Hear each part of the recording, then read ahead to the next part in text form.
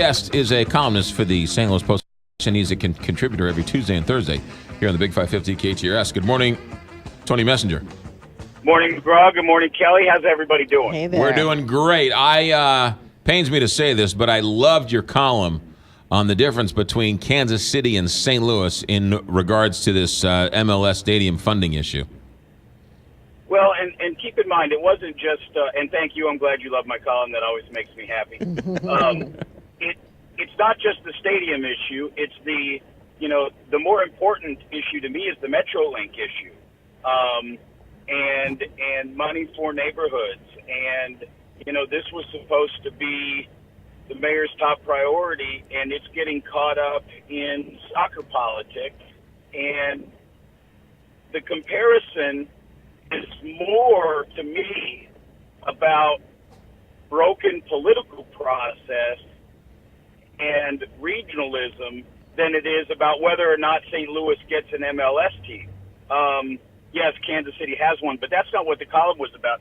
Kansas City last week, on the same day that the Board of Aldermen couldn't even get to a vote because their process is so broken, and I include the mayor in this, the entire political establishment.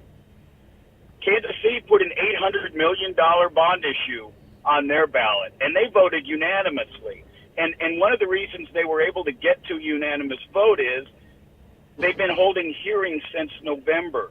Public hearings, debate, yes, a bunch of stuff argued behind closed doors as these things are negotiated, but the broad financial details of their package were known back in November.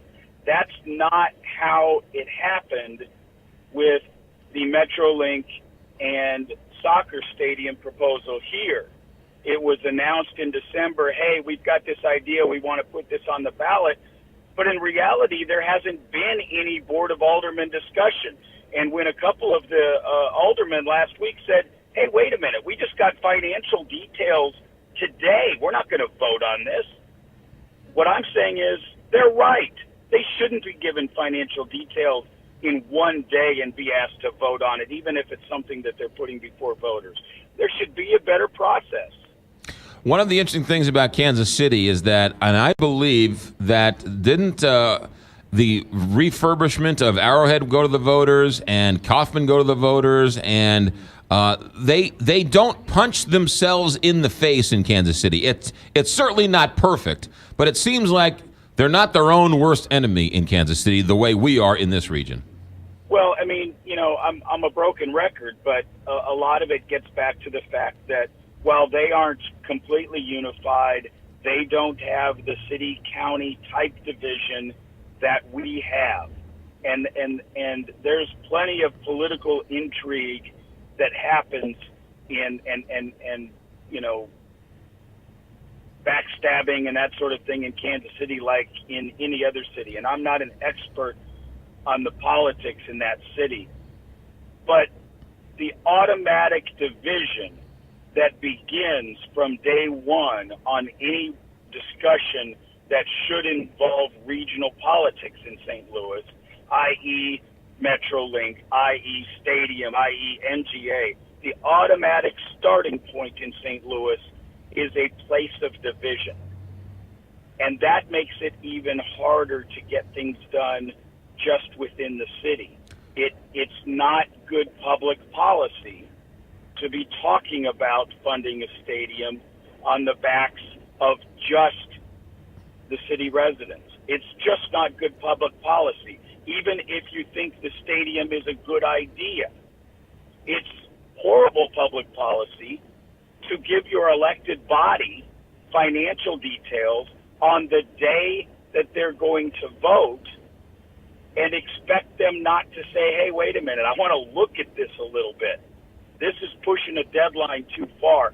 And that's sort of a political reality in St. Louis that I think happens a little bit too often. And one of the reasons I wrote the column is I want the next mayor and the next president of the Board of Aldermen, if we're going to get a different president of the Board of Aldermen, which we might, I want them to work together in a way that says, let's build consensus on these big ideas, not just have whichever politician is the most powerful and thinks they can get to 15 votes first, shove things down the road pretty quickly.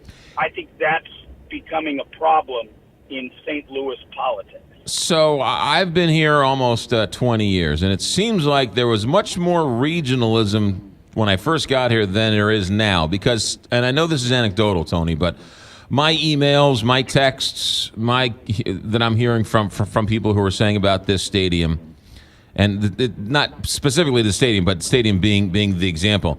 If they put the stadium in the county, I'd be for it.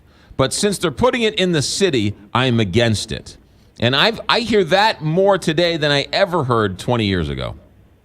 I hear that, but I also hear, and there were a couple of letters to the editor a few days ago responding to my columns on this issue, saying, wait a minute, I live in the county, and I understand that these types of investments should be in the city, in the core of our region.